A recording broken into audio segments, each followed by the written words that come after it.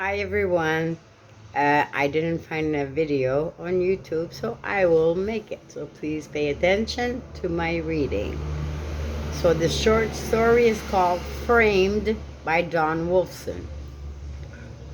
Andrea Meadows was nervous as she and her mother drove along Riverfront Drive. It would be her first day of work at the Milwaukee Gallery of Fine Arts. Her mother, a security guard at the gallery, had gotten her a part-time job as a file clerk during summer vacation. A few butterflies, her mother said, stifling a yawn. I'll be okay, said Andrea, smiling. Her mother returned the smile and rubbed her red eyes. Andrea could see how tired she was. Her mother had worked from 10 a.m. to 7 p.m. yesterday and now would do another full shift to get overtime pay. It was hard for a single parent to make ends meet, especially on a security guard's salary. I wonder what's going on, her mother said, as they pulled into the parking lot behind the gallery and saw that most of the cars were police cars. Her mother quickly parked and they hurried inside into the staff lounge. What's with the police brigade? Her mother asked Nick Crowley, the caretaker, who looked like he was about 100 years old.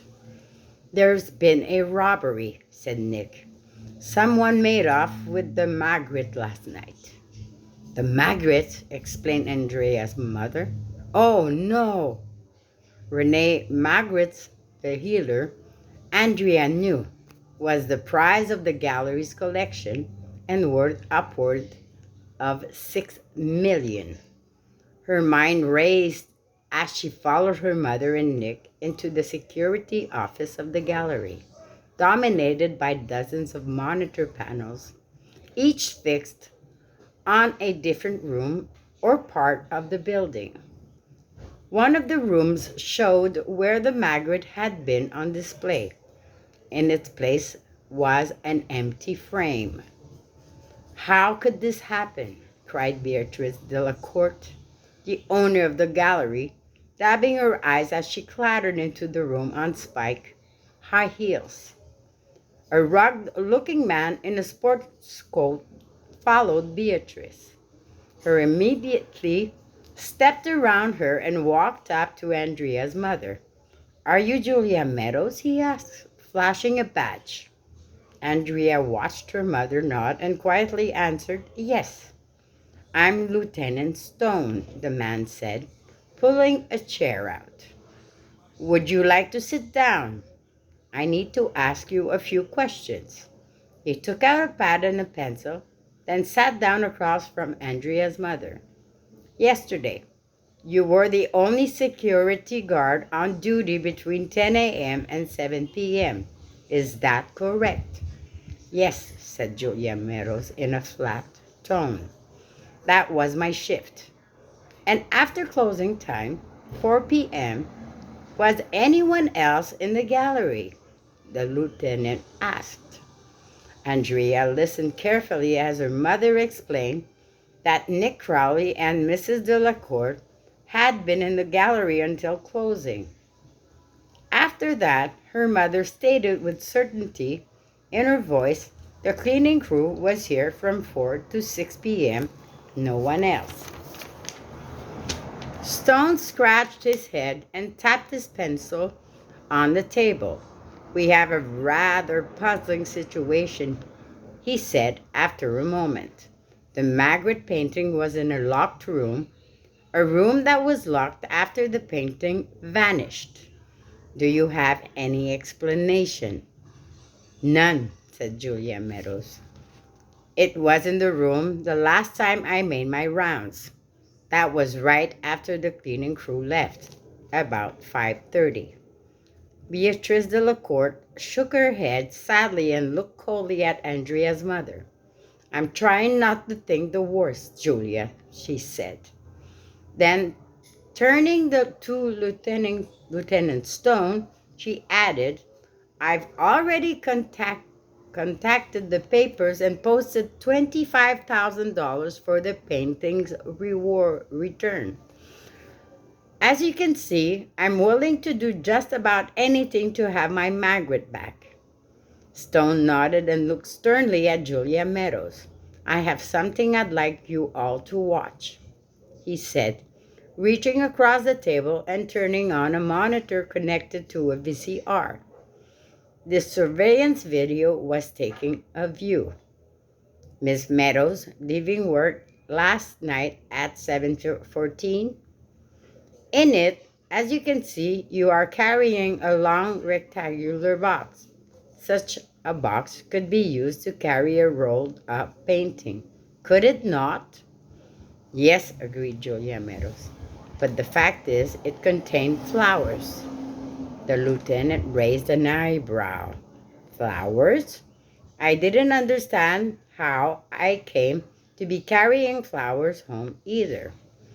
Andrea's mother explained, but a little after 5:30 yesterday afternoon, a delivery boy arrived with a dozen long-stem roses. There was no card, but my name and the museum's address were written on the box.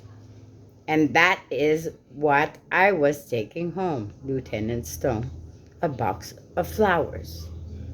Stone made a few notations in his pad, then changed the cassette in the VCR.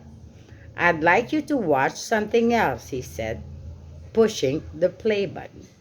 The video shows the room at 5:29, he said. As you can see, the Margaret was in its frame. Please watch what happens. Andrea carefully studied the monitor along with everyone else. The time, displayed in the lower left-hand corner of the video, ticked off slowly as she saw a door opening, and then, for an instant, her mother's profile. Seconds later, the painting was gone. The time on the monitor had flipped from 5:29 to 5:48 p.m. Obviously, said Stone, stopping the VCR, several minutes of the tape have been erased. Isn't it the security guard on duty in charge of the tapes, Miss Meadows? All eyes turned to Andrea's mother. And to think I trusted you so completely, wailed Beatrice Delacourt. Hard to believe, said Nick, shaking his head. Excuse me, Officer Stone, Andrea said quietly. But could I see the tape again? Stone shrugged. I don't see why not, young lady, but I'm afraid your mother has some evidence against her. He rewound the tape and replayed it. Once again, Andrea watched with the others as the Margaret appeared on the screen 1 minute and was gone the next. But this time, when the tape ended, Andrea sat back and smiled. I think I know how the painting was taken, she said confidently. And I also know where it is. Please, Officer Stone, play the tape just once more, but this time in slow motion. Puzzled, Stone rewound the tape and pressed the button for slow motion. Watch the carpeting, said Andrea, as the scene reappeared in front of everyone. There are no footprints in it when my mom opens the door, probably because the cleaning crew had just vacuumed it. She paused. Now comes the big gap in the tape, and after that, there are 2 sets of prints. Andrea turned to her mother. Mom, what shoes did you wear yesterday? She asked. The same as today. Julia Meadows extended her foot. She was wearing walking shoes with a waffle print on the sole. I wear them every day because they're so comfortable. Andrea turned to Lieutenant Stone. Could we just look at the carpeting one more time? She asked. Stone nodded and rewound the tape. See how my mother's footprints go straight through the room? Andrea asked everyone, but noticed that there's a second set of prints that leads straight to the Magritte, then to the painting to the right of it. Now, notice how that painting is slightly tilted. Andrea grinned proudly. My guess is that the Magritte is behind the tilted painting, and that the thief planned to return for it later. Stone hurried from the room. Several minutes later, he returned with the Magritte in hand. I'm very impressed, young lady, he exclaimed. It was right where you said it would be. But who took the painting and hid it? Asked Nick. This time, Andrea took it upon herself to operate the VCR. She stepped forward and rewound the tape. They punched stop, hold, followed by zoom. Frozen. Close up were the prints in the carpet. See the second set of prints, she asked. They were made by someone wearing high heels, just like the ones you're wearing, Miss Delacourt. This is outrageous, stammered Beatrice Delacourt, as everyone looked at her feet. Why would I steal my own painting? Simple, said Andrea. You collect the insurance money and resell the Magritte. On the black market. And how about the flowers? That long box, asked Nick. That was just a setup, wasn't it? I believe it was, Mr. Crowley, said Stone.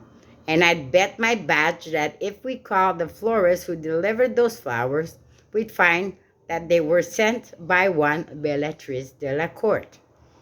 After Lieutenant Stone read Beatrice Delacourt her rights, he took her arm and began to lead her out of the room. Julia, she began, turning toward Andrea's mother. But before Miss Delacourt finished her sentence, Andrea stepped forward and glared into the woman's eyes. You owe my mother an apology, and me $25. What do you mean, $25? Beatrice Delacourt blurted out, then chuckled. But whatever for? Andrea grinned from ear to ear. That's the reward you posted, $25,000. And that's the reward you posted for finding your painting, she said. A painting you stole yourself and I recovered. The end. Or you see, this is a story about somebody framing somebody for stealing a painting. So I'm going to do a video and analysis to explain a little bit more the story. Bye.